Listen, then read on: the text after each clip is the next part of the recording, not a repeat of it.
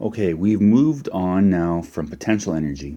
We're moving on to something called kinetic energy, which is lesson number 9. Now, potential energy was energy that has the ability to do work. So, for example, again, if you were on the ground and you climbed a ladder to the top of your house, you now have given your body potential energy because gravity wants to pull you down. Now, kinetic energy, lesson number 9, this is all about the energy of motion. In this lesson, you will learn about kinetic energy. You will be able to calculate it and do some formula manipulation and or solve for certain variables within the formula. I would always suggest you read the textbook sections associated with this lesson, 179 to 181. Now, kinetic energy is all about the energy of movement. So if an object has movement, it has kinetic energy, okay? Eventually you're going to see a connection between potential energy and kinetic energy, but I don't want to worry about that too much, but I just want you to see here, like if you look at the bike, the person's coming in on the bike here, they've been pedaling hard. They're at the bottom of the hill. At this point, they're probably going very, very fast. So you see, the faster your motion, the more kinetic energy you have. So I put down here at this point, if the person right here is going really, really, really fast, they have high kinetic energy, low potential. They're not very high above the ground.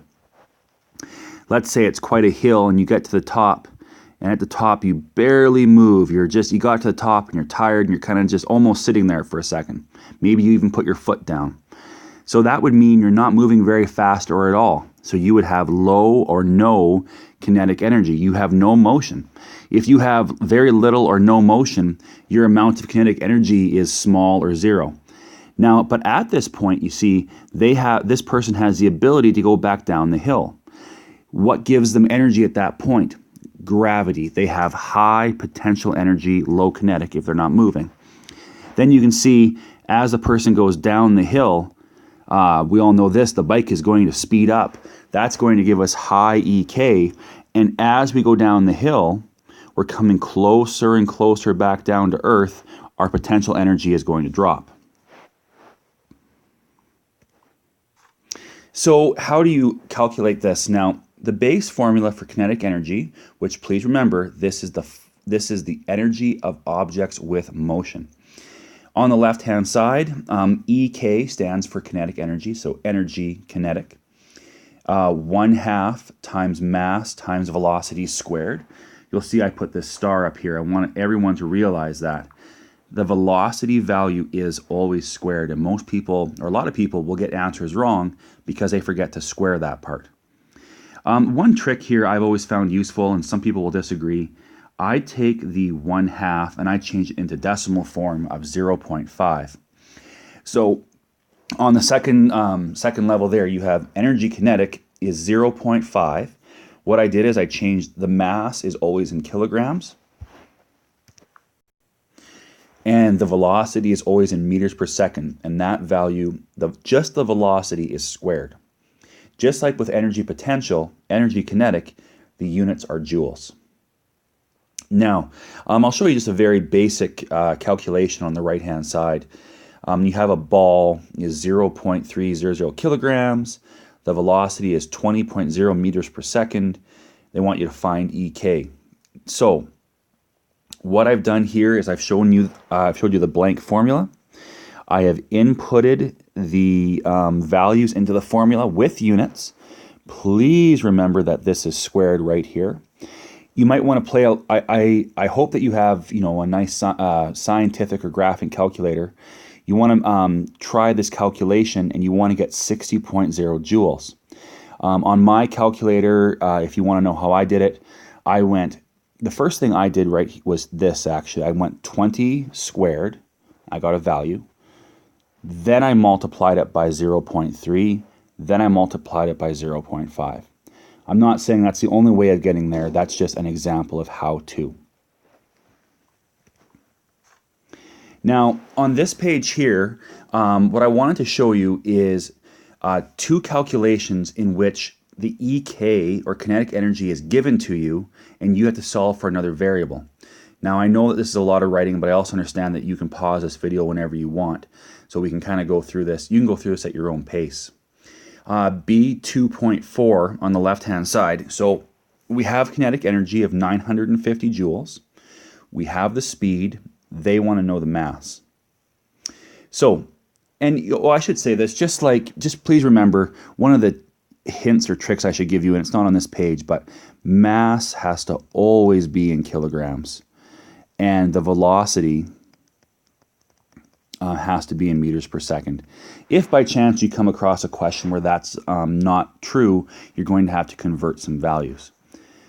Now, so if we look on the left, what I did is I started with my EK formula. I inputted my values. You have the 950, the 0.5, and the 14.2. You will see that the M, the mass, is sitting there. I left it. Now, how did I do this? The first thing I did on the left-hand side, number one, is I squared the velocity. I went 14.2 and I squared it. As you can see, that gave us, I rewrote it as 201.64. Step two, what I did is, now you see you have 0.5 m and 201.64. It doesn't matter the order, but everything on that line is being multiplied. So I actually multiplied the 0.5 and the 2.164, and that gave me 100.82. Now we're left with 1.82 multiplied by m. We need to get m by itself, so now we undo the algebra. The opposite of multiply is divide. Divided both sides by 100.82. That gave me 9.42 kilograms. Again, I'm not saying that's the only method. I'm just saying that's how I did it myself.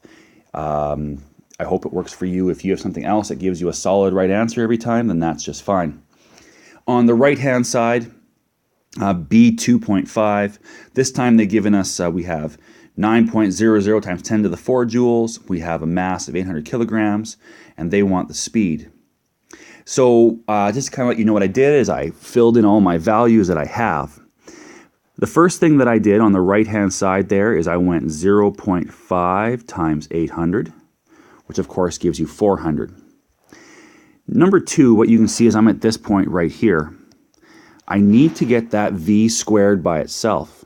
So if you have 400 times v squared, well, how can you undo that? These two are being multiplied, so you can undo that by dividing by 400 on both sides, which is what I did. Now that gives you this. So when you have, on the left, I have 225 equals v squared. Remember, we talked about this in the algebra lesson. I don't want v squared. I have to get rid of that squared value. And that means you have to square root. So what I mean is, if you have v squared, you have to square root it, well, both sides, and that will eliminate the squared value. I got 15.0 meters per second as my velocity. This is not the only way to do this. I hope it works for you. Please give it a try. It's just a matter of, I guess, getting the hang of this. I just wanted to show you, I'll let you look at this on your own. I want you to get the hang of this on your own, what I've done here in this video, and you can pause this, you can try it for yourself, or you can skip right over it completely. This shows the last two questions just manipulating the formula and then subbing in, which we've been talking about a few times. It doesn't matter which way you do it. Some people prefer isolating for the math. Like for example, in B2.4, they might want to get the m by itself and then sub in the values. Again, that's totally up to you. Again, everyone, kinetic energy is all about the energy of motion. Pretty soon, we're going to look at how potential energy and kinetic energy kind of play off each other and how their energy is conserved, but that's not here and now. What I want you to do is I want you to be able to use this formula backwards, forwards, isolating any variable, and I'm going to give you some practice with that. Please make sure you understand the EK formula and calculations before we move on.